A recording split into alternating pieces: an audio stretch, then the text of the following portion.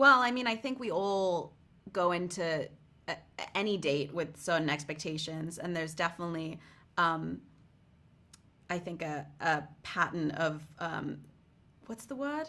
Future tripping. When you go on one good date and you start imagining your life with them and your children and growing old. So I think expectation is kind of inherent to dating, and there's we kind of live in this culture of situationships and online dating where so many things are not said.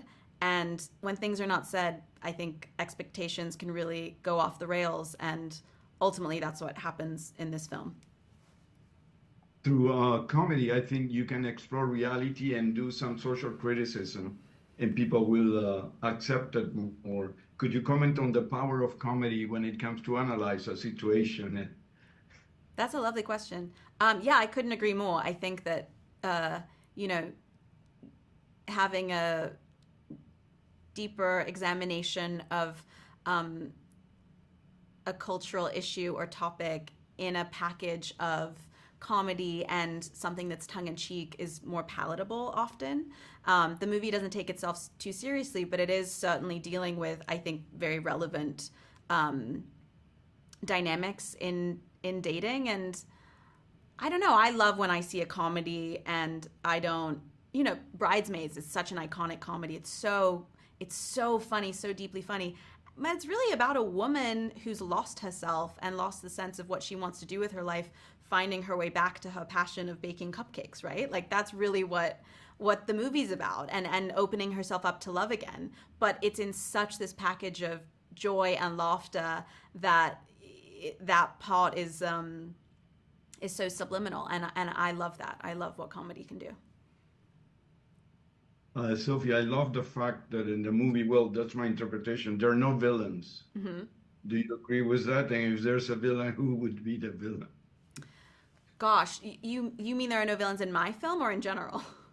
No, in the film, in the story. In my If film, there, I agree. There are no villains. I agree. I think that they could both be the villains in different moments, but yeah, 100% agree. I think ultimately they're both trying to do their best and falling a bit short. But I agree. I certainly think neither of them are villains. watching the film, it felt like you guys were having a great time on the set.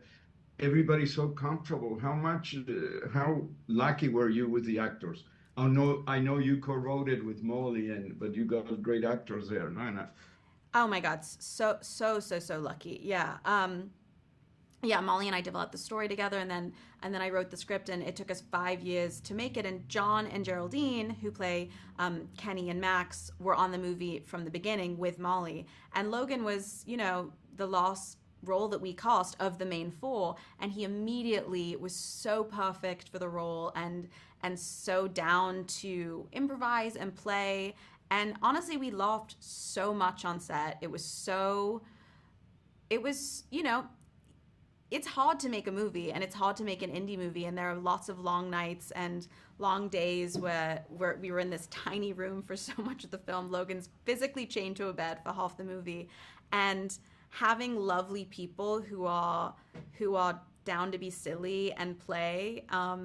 It's just, yeah, there's nothing more that you can ask for as a director than having great actors who also want to have fun.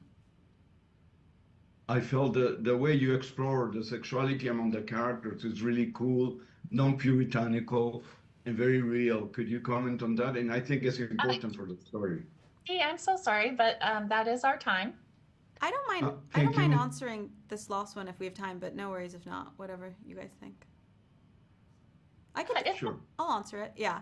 Do you want to ask it again? Sure.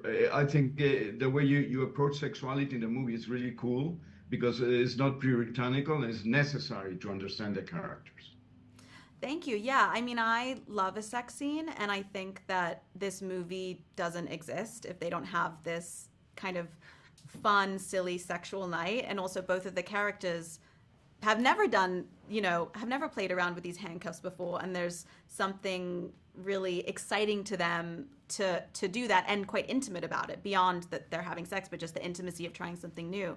So I was nervous to shoot my first sex scene, but also really excited to show a sex scene that felt real and also playful, and yeah, I'm really curious to see how audiences feel about it, because it was fun to put that in and have some honesty in it and honest lines about I don't know, the awkwardness of sex sometimes.